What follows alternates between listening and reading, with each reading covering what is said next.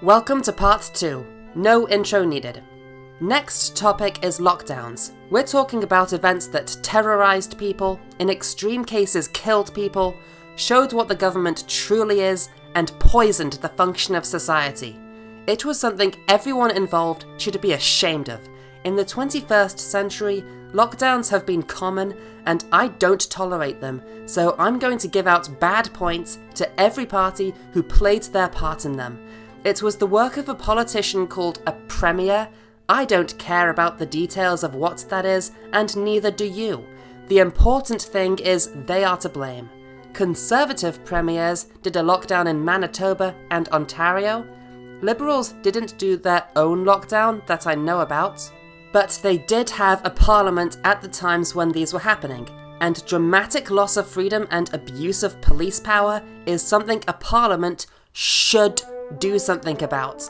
Liberals had a duty to stop lockdowns and refused. Not good enough, so they get condemned too. An NDP premier did 2 lockdowns in British Columbia. Here's the bad points.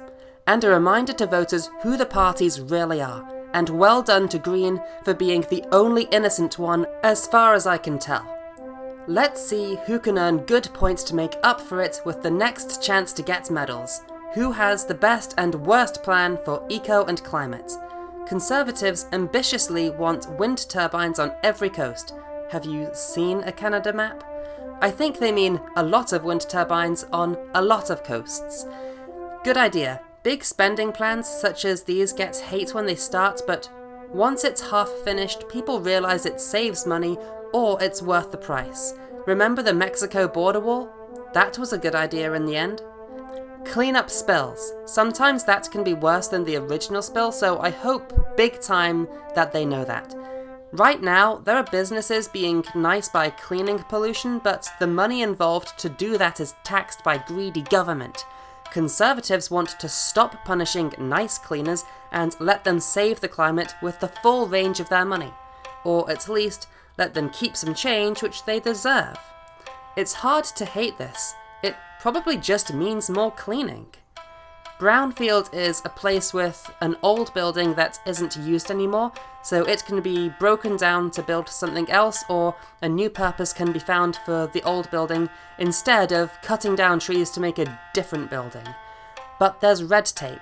Conservatives want to axe most of that red tape so builders and renovators can only be convicted if it's an emergency or if they're frauds. This one is interesting.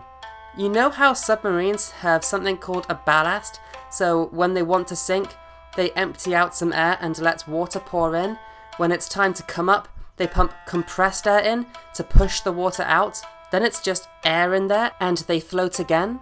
Well, big boats have that too. Imagine a cargo boat, or a freighter for the technical name, unloading a load of boxes. It's now lost weight, so it's going to sit higher on the water. So its centre of gravity and buoyancy are both higher, so it's going to capsize easier. To solve this, they have a ballast, so when boxes get off, water comes in to make sure it still weighs heavy enough to sit comfortably on water. But what's in the water that goes into the ballast? It sucks fish, plankton and germs in. Then the boat goes somewhere else to collect more cargo, and then the water is pushed out, and all that foreign fish, plankton and germs goes into this water. So fish are being competed against, infected, and their plankton supply is not what they're adapted to. So when it's time for locals to go fishing to feed themselves or to earn a salary, they can't. And what Conservatives want to do about this is put sieves on those ballasts so fish don't get sucked in, and sterilise the germs in the ballast before they dump it. So if anything, the local fish are just going to get a snack.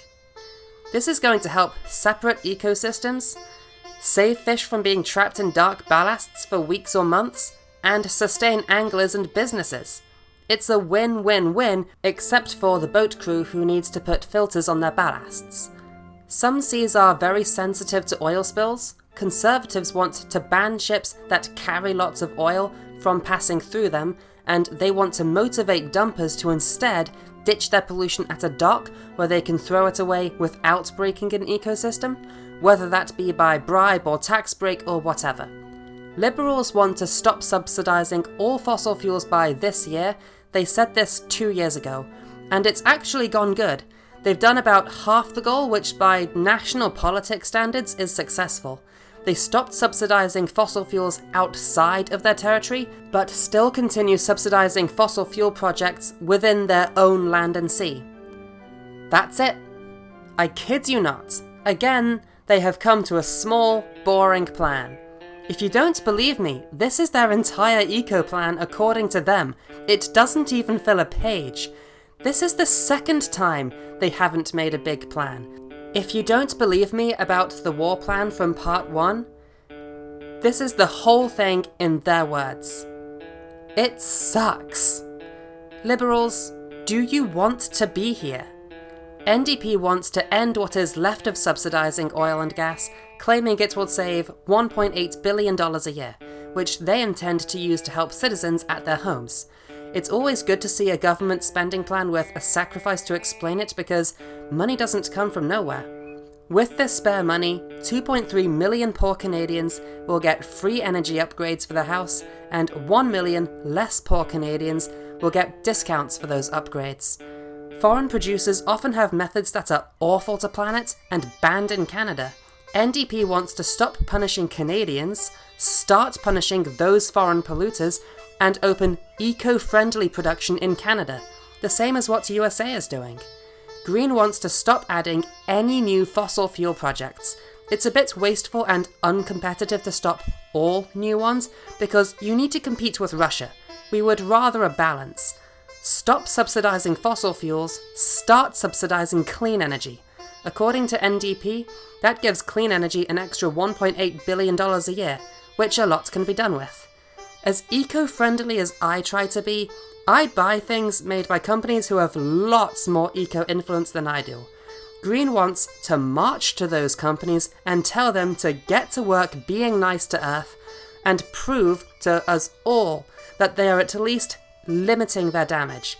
This is going to make all our carbon footprints shrink. Cut fire breaks into big forests. This means keep trees up on both sides, but cut down a path between them. Now look what happens when a forest fire starts. It's coming. Oh no. Oh no. Look, it stops. And all the trees on the other side were saved. So lots of animals keep their habitat, the air has less smoke and more oxygen, and less houses are at risk. And in the paths between them, grass is just going to grow.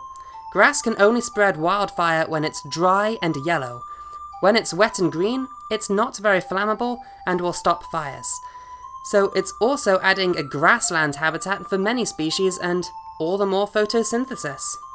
These grass paths can be used for so many things.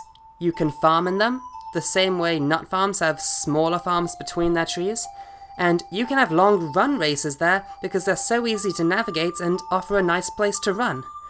The good points are a long list. Liberals come last again because at this time, I'm not getting the idea they want to be here. NDP was lots better. If you go with their plan, a big difference will be made for the better, but they were up against some serious competition. Their plan was very similar to Green's. Take NDP's 3 biggest points. Green has a shield to block them. Both of them want to finish axing subsidies for fossil fuels. NDP wants to use that money for poor house upgrades. Green wanted to use that money for clean energy, but Green also says they want to end taxes for everyone earning under $40,000 a year. So both of them have a double eco plan. That's economy and ecology.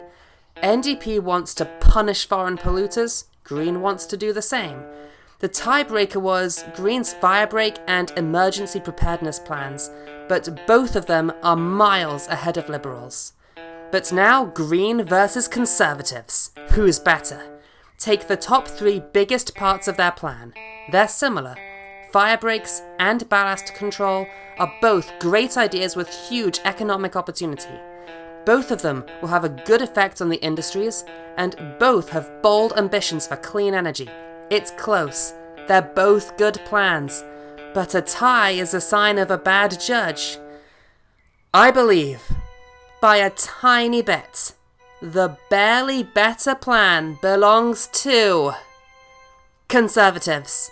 But Green was a very strong second, and both of them were miles better than NDP, and it's not worth comparing them to Liberals. Green's silver medal is the best silver medal I've given yet. 99% silver, 1% platinum. So here's the points. Those are 10 well-earned points for Green. And now let's continue with a bunch of random stuff worth including. Conservatives are pro-gun, the only one I found out to be this. Conservatives said they condemn sexist abortions targeting a baby because of her gender. Good. If you disagree, what's wrong with you, you sexist maniac? Green isn't the only one with preppers. Conservatives want a plan too. Sure, the plan is basic and mostly about money, but that's what I expect from government. Leave the smarter strategy to the survivors. Liberals do want feticide/abortion. What's wrong with them? They talk so much about choice. Do they really want to talk about choice? I had no choice but to go to school. My parents were threatened with prison. I was neglected, abused, and psychologically tortured against my will. The whole thing was a massive waste of time for everyone involved. I have never heard a pro-choice abortionist use that same pro-choice attitude to stand up for me. We're talking about my future and the future of billions of children and now adults. And abortionists were silent.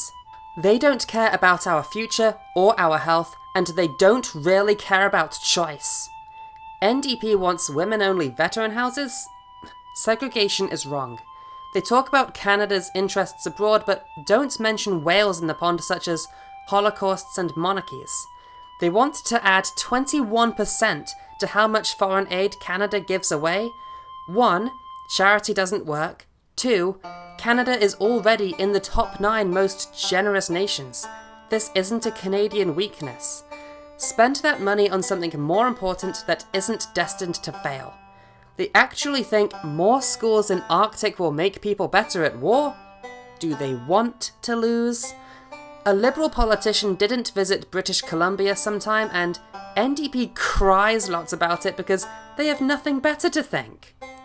Green talks the talk about treating mental health, but have nothing to say about preventing it, which is one of the easiest things Canada can do because Canada currently does so much work to cause it.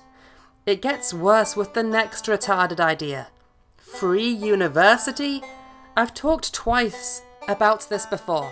This is the third party with the name Green to suggest this ridiculous plan that's going to rise taxes and crowd campuses. Besides, if someone wants to go to university, they have no right for someone else to pay for it, especially someone such as me who never wants to step foot in a university. They say explore option a lot, but I want to see final plans. Exploring options is something you're supposed to do before the campaign, not after. I haven't given enough points for the ERA yet, so here's some details for you. And here's some points for Green. Good points. I told you before, ending tax for they who earn less than $40,000 a year. Time to give them 10 good points for that. And here we are with all the points and medals I'm going to give them this election. It's down to you to build on this further. Remember from part 1, I'm not recommending anything to you, but as you can see, Liberals so far have won no medals and are 109 points worse than the next worst point scorer. I'm liking the sound of Green, but if you vote Conservative, the medals I've given out do not say you are wrong. If you remember the UK face-off, Greens won, and USA Greens were the second worst, but Canadian Greens blow both of them out of the water. I also hated the UK Conservatives, but Canadian Conservatives are nothing near as bad as them. But remember, there's a reason Conservatives have so many bad points. They are sexist and homophobic when they can be. Logically, it's probably worth your work to start research on Green, not just because they win this game, but also because their campaign is relatively so fast to read. But that's just my advice, you study on your terms. And I need say no more. This picture right here is the full and final answer I'm giving you this time. So, I will see you in the apocalypse.